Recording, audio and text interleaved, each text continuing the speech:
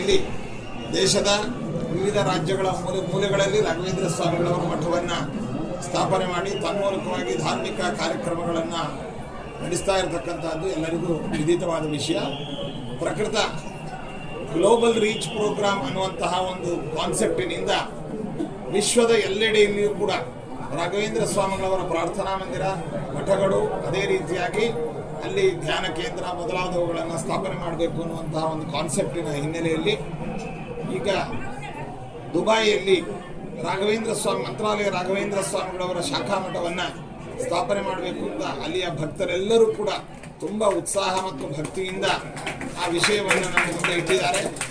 ನಾವು ರಾಘವೇಂದ್ರ ಸ್ವಾಮಿಗಳವರಲ್ಲಿ ಪ್ರಾರ್ಥನೆ ಮಾಡಿ ಅದಕ್ಕೆ ಪರವಾನಗಿಯನ್ನು ನೀಡಿದ್ದೇವೆ. ಅದಕ್ಕೆ ಸಂಬಂಧಪಟ್ಟಂತಹ ಸ್ಥಾನಿಕವಾಗಿ ಲೋಕಲಲ್ಲಿ ಒಂದು ಕಮಿಟಿಯನ್ನು ಮತ್ತು ಅದಕ್ಕೆ ಬೇಕಾದ ಎಲ್ಲ ರೂಪರೇಖೆಗಳನ್ನು ಸದ್ಯದಲ್ಲಿಯೇ ಅವರಿಗೆ ನಾವು ರವಾನಿಸ್ತೇವೆ.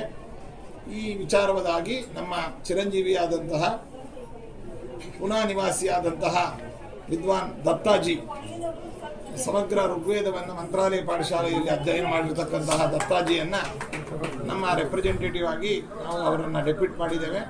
ಅವರು ಕಾಲದಲ್ಲಿ ಎಲ್ಲರಿಗೂ ಮಾರ್ಗದರ್ಶನವನ್ನು ಮಾಡ್ತಾರೆ.